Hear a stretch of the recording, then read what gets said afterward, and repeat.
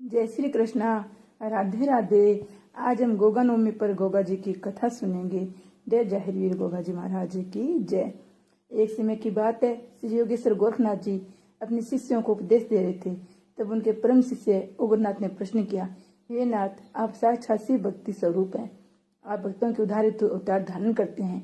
ये परम गुरु, कलयुग के प्रभाव से जिसमें मनुष्य की बुद्धि मलिन होकर पापों में लिप्त हो जाएगी, उसमें मनुष्य घोर पापों को करने लगेगा, जिसके कारण भूमंडल पर अशांति छा जाएगी। उसमें धरती पर इन घोर पापों के प्रभाव से विभिन्न रोग फैल जाएंगे, संसार में भूखमरी बढ़ जाएगी। हे योगेश्वर, ऐसे घोर कलयुग में दान पुण्य तीर्थ यात्रा का पुण्य बिखर जाएगा। तो कौन सा शुभ कार्य होगा जिसके करने से मनुष्य जाति का उद्धार हो सकेगा। ऐसा सुनकर श्री गौरनाथ जी बोले, हे परम शिष्य, तुमने बड़ा ही उत्तम प्रश्न किया है, क्योंकि कलयुग के बढ़ जाने पर मनुष्य को कोई भी सेवा, धर्म, कर्म, शांति प्रदान कर सकेगी। मनुष्य विश्व में लिप्त हो जाएंगे, योगी ज्ञानी बहुत कम रह जाएंगे। ऐसे समय मेरी अंश अवतार जाहिरवीर गोगा के व्रत पूजन से मनुष्य का कल्याण हो सकेगा। इनके व्रत पूजन से बांझ स्त्री पुत्रवती हो जाएगी, निर्धन धनवान बन जाएंगे, ऐसा दे रोगी आरोग्य सुख को प्राप्त करेंगे, मूर्ख को भी ब्रह्म ज्ञान की प्राप्ति हो जाएगी। अर्थात इनके व्रत पूजन से मनुष्यों की निश्चित ही समय मनोकामनाएं सिद्ध होगी। इनका उपासक संसार में समस्त सुखों को भोगकर अंत में शिव लोक को पहुंचकर परम आनंद में विलीन हो जाएगा। हे शिष्य, केवल तुम्हारे प्रश्न करने पर यहाँ संतों भक्तों को ईश्वर कल्याण हेतु अब मैं जाहिरवीर गोगा की व्रत कथा सुनाता हूँ। आप सभी ध्यान पूर्वक सुनो। बोले जाहिरवीर गोगा जी की जय हो। जाहिरवीर जी की व्रत विधि। गोरनाथ जी बोले, हे भक्तजनों, पिछले अध्याय में आपने श्री जाहिरवीर गोगा के व्रत पूजन से होने वाले लाभ को सुना। अब मैं कथा प्रारंभ करने से पहले श्री जाहिरवीर गोगा जी के व्रत पूजन की विधि का वर्णन सुनाता हूँ, क्योंकि बिना विधि के कोई भी यज्ञ पूर्ण नहीं होता। हे भक्तजनों, प्रत्येक माह के कृष्ण शुक्ल पक्ष की नवमी तिथि को जाहिरवीर गोगा जी का व्रत किया जाता है। इनका विशेष व्रत सावन और भादों की नवमी को किया जाता है। सावन और भादों की नवमी के इन दो व्रतों का विशेष फल होता है। अपने मनोकामना की पूर्ति के 9 या 11 व्रत करने चाहिए। इनका व्रत धारण करने के लिए निश्चित तिथि को प्रातः काल नित्य क्रम से निवृत्त हो श्री जाहिरवीर गोरनाथ जी की तस्वीर या प्रतिमा को अपने से ऊंचे आसन पर स्थापित करे। आसन पर नीला रेशमी वस्त्र डाल दे। प्रतिमा के पास एक छोटा सा नीला झंडा खड़ा करे। बाद में घी का दीपक, धूप बत्ती, अगरबत्ती जलाकर फल, पुष्प, गंध आदि से उनका श्री पूजन करे। पूजन में जाहिर चालीसा, स्तोत्र, कथा, आरती, जाहिर मंत्रों से पूजन करे। संकल्प करे, ए जाहिर बाबा, मैं आपकी कृपा पाने के लिए आपका व्रत धारण करता हूँ। ऐसा संकल्प लेकर दिन भर जप करे। सबसे प्रेम भाव रखे। शाम को सूर्यास्त में प्रात की भांति पूजन पर हलवे, पूरी, गुलगुले आदि का भोग लगाकर व्रत खोले वे। हे भक्तों, जो भी मनुष्य इस विधि से जाहिरवीर व्रत पूजन करेगा, उसकी समस्त मनोकामनाएं पूर्ण होगी। अब तुम अपना ध्यान एकाग्रचित करके ये कथा सुनो। प्रेम से बोलो जाहिरवीर गोगा जी की जय। गंगाराम को जाहिर दर्शन। गोरनाथ जी बोले, हे भक्तों, अब मैं सर्वप्रथम तुम्हें जाहिरवीर के कलयुग में प्रकट होने की कथा सुनाता हूँ। एक दिन की बात है, श्री जाहिरवीर गोगा जी ने अपनी योग माया से नागों के नागता खिनाक को बुलाया। स्वयं भी नाग रूप धारण करके रात्रि में गंगाराम को सपन में जाकर नाग रूप में दर्शन दिए। ये देखकर गंगाराम घबरा गया। तब जाहिरवीर ने अपना वास्तविक स्वरूप गंगाराम को दिखाते हुए कहा, हे भगत, तुम डरो मत, मैं जाहिरवीर हूँ। तुमसे जो कुछ मैं कहता हूँ उसे ध्यान से सुनो। हे भगत, देवा नगर के क्षेत्र में जहाँ मैंने समाधि ली है, मेरा व्रत धारण कर तुम वहाँ मेरी मेढ़ी बनवाओ। वहाँ मेरा मेला भरवाना शुरू करो। विश्व में मेरा प्रचार करो। जो भी मेरी मेढ़ी पर आकर नीला झंडा चढ़ाएगा, मेरा नेजा वछड़ी बनाकर उनकी पूजा करेगा, घर घर मेरी जोत जलाएगा, वह मेरे प्रसिद्ध भगत कहलाएगा। जिस किसी के यहाँ संतान है, वह मेरी जात स्वीकार करे। इच्छा पूर्ण होने पर मेरी जात दे, उसकी अन्य इच्छा भी पूर्ण हो जाएगी। प्रत्येक नवमी को मेरा व्रत धारण कर जो मेरा पूजन करेगा, उसके कल का नाम उजागर हो जाएगा। हे भगत, ऐसा कोई फल नहीं है जो मेरी भक्ति से प्राप्त न हो। ऐसा कहकर श्री जाहिरवीर गोगा जी काकी नाग सहित अदृश्य हो गए। हे भक्तों, रात बीतते ही गंगाराम ने जाहिरवीर का प्रचार शुरू किया। जाहिरवीर की मेढ़ी का निर्माण कराकर नवमी के दिन व्रत धारण कर जाहिर बाबा की पूजा की, जिसके प्रताप से उसके कुल का नाम उजागर हो गया। धीरे धीरे तब से भगतगण पवित्र श्री जाहिर मेढ़ी पर पहुंचकर उनकी पूजा अर्चना करके अपनी मुराद पूरी करने लगे। हे भक्तों, आज भी जो सच्चे मन से बागड़ यात्रा जाहिरवीर व्रत पूजन सेवा करता है, उसे मनवांछित फल की प्राप्ति होती है। हे भक्तों, जो भी जाहिरवीर की भक्ति स्वीकार करके इस कथा का प्रचार करेगा, उसे चारों फल की प्राप्ति होगी।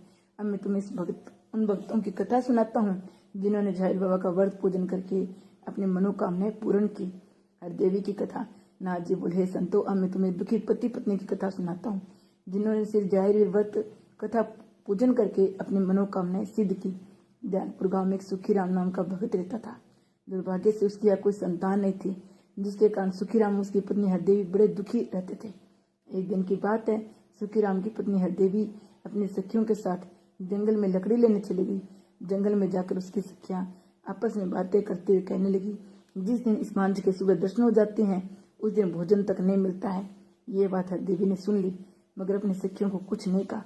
मन ही मन रोते हुए लकड़ी लेकर अपने घर चली आई। शाम के समय जब उसका पति मजदूरी करके घर आया, हरदेवी ने बात अपने पति को सुनाई। सुखीराम ने सुनकर बहुत दुखी हुआ।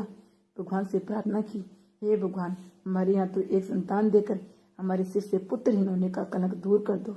ये कहकर दोनों सो गए। सुबह भगवान की प्रेरणा से झाहिर बाबा जोगी का भेष बनाकर हाथ में डमरू लेकर झाहिर गाथा गाते हुए ते भिक्षा मांगने के बहाने उनके घर आए। सुखीराम की पत्नी से बोले, बेटी, तुम्हारे पास सब कुछ है, पर पुत्र न होने के कारण तुम दुखी हो। मैं तुम्हें एक उपाय बताता हूँ, जिसके करने से अवश्य ही तुम्हारे यहाँ संतान उत्पन्न होगी। जोगी राजा बोले, बेटी, तो सावन और भादों की नवमी के दिन झाहिर बाबा का व्रत रख, विधि पूर्वक किसी जोगी को बुलाकर व्रत का उद्यापन कर। इसके करने से निश्चित ही तुम्हारे यहाँ संतान उत्पन्न होगी। ये कहकर जोगी के रूप में झाहिर विजय चले गए। ये बात जब हरदेवी ने अपने पति को बताई तो उसे सुनकर बहुत खुशी हुई। खुद भी व्रत रखने का निर्णय लिया। समय आने पर दोनों पति पत्नी ने मिलकर व्रत धारण किया। विधि पूर्वक गोगा जी का पूजन कराया। उनके प्रताप से 1 वर्ष बाद उनके यहाँ एक सुंदर बालक ने जन्म लिया। ये भक्त जो भी झाहिर बाबा का व्रत धारण करके इस कथा को सुनाएगा, उसकी समस्त मनोकामनाएं पूर्ण होगी। बोलो झाहिर बाबा की जय हो। निर्धन बुढ़िया की कथा। एक बार की बात है, एक जातरू जात देने के लिए बगड़ जा रहा था। अन्य भगतगण भी उसके साथ चल रहे थे। आगे चलकर वे रात्रि में विश्राम करने के लिए एक शहर में ठहर गए। रात भर वहां जाकर झाहिर वीर की कथा का गुणगान करते रहे। सुबह जब दिन निकला तो एक बूढ़ी औरत आई। बोली, ए भक्त, ये आप किसकी पूजा कर रहे हो? आप किस देवता के धाम जा रहे हो? इसके व्रत पूजन से क्या लाभ होता है? तब जातरू के साथ का जोगी बोला, हे माता जी, ये हम झाहिर वीर गोगा बागड़ वाले की पूजा कर रहे हैं। उन्हीं के प्रताप से इस जातरू बालक का जन्म हुआ है। अब उनकी जात देने हेतु उनके बागड़ धाम जा रहे हैं। हे माता जी, झाहिर वीर के पूजन व्रत तथा इनके धाम की यात्रा करने से मनुष्य के सारे पाप छूट जाते हैं, समस्त मनोकामनाएं सिद्ध हो जाती है। ये भक्तों, बुढ़िया का लड़का गरीबी के कारण कर्जबंद हो गया था। इसके कारण में परेशान अपनी माँ और बहू को छोड़कर बिना बताए कहीं चला गया था। बुढ़िया ने घर आकर ये बात अपनी बहू को बताई। यदि हम दोनों झाहिर वीर का व्रत रखे तो मेरा लड़का घर वापिस आ सकता है। बहू ने ये बात समृद्ध स्वीकार करके अपनी सास के साथ 11 व्रत रखने का संकल्प लिया। केवल 2 नवमी के व्रत के प्रांति वह लड़का जिस शहर में था उसे वहां जेवर से भरा थैला सड़क पर पड़ा हुआ मिला। अगले दिन वह लड़का उस जेवर से वापिस चलाया, जिसे देखकर सास बहू बहुत ही खुश हुई। घर आती उसने वह जेवर बेचकर अपना सब कर्जा चुकाया, निजी व्यवसाय शुरू किया। जब लड़के को माँ और बहू ने बताया, ये सब झाहिर पूजा के प्रताप से हमारा उद्धार हुआ है, उसने झाहिर बाबा के व्रत रखे।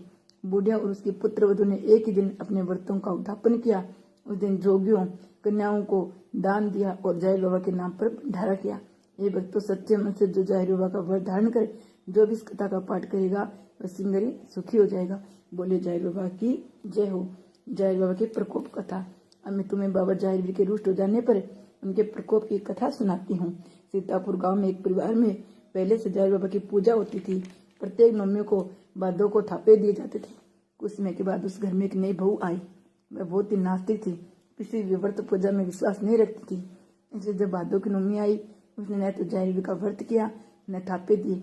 कहा, ये सब ढोंग है, इन व्रत पूजा में कुछ नहीं होता। ये कहने के बाद जब वो रात को सोई तो सपने में सांप दिखाई दी।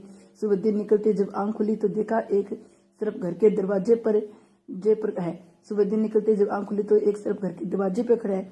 जब उसका ध्यान पीछे गया तो वहां भी सरफ खड़ा है। इस प्रकार से वहां चारों तरफ सरफ ही सरफ निकल आए। बहू घबराकर चीखें मारने लगी। उसकी आवाज सुनकर परिवार के लोग इकट्ठा हो गए। ये सब कुछ देखकर उसकी सास समझ गई झाहिर बाबा की थापे नहीं दी, इसलिए हम सरफ निकल कर आए हैं। सास हाथ जोड़कर बोली, हे झाहिर बाबा, बहू की गलती को माफ कर दो। आज तेरे थापे देगी, आज से रोज तेरा पूजन करेगी। बहू ने भी हाथ जोड़कर सिर झुकाकर कहा, झाहिर बाबा, मुझे माफ कर दो, मैं सदा तेरी पूजा करूंगी। इतने कहते ही धीरे धीरे सारे सांप गायब हो गए। तब उनमें जाय रूपी सर्प ने अपने वास्तविक रूप में प्रकट होकर कहा, हे देवी, तूने मेरी न तो पूजा स्वीकार की, मेरा अपमान किया है, जिसके कारण ऐसा हुआ, लेकिन मैं तुम्हें माफ करता हूँ। मगर मेरी ये बात ध्यान से सुनो, जो भी मेरी पूजा, थापी, निशान, छड़ी, नेजा आदि स्वीकार करेगा, उसकी सारी मनोकामना सिद्ध होगी। मगर इच्छा पूर्ण हो जाने पर मेरी स्वीकार करी हुई पूजा भेंट नहीं देगा, मैं उसे तुम्हारी तरह दंडित करूंगा। ये कहकर जय बाबा उसने सर्पों से अदृश्य हो गई। जो भी इस कथा को नियम से पढ़ेगा उसे उत्तम फल की प्राप्ति होगी। जय गोरखनाथ जी महाराज की जय। जय गोगा जी महाराज की जय हो।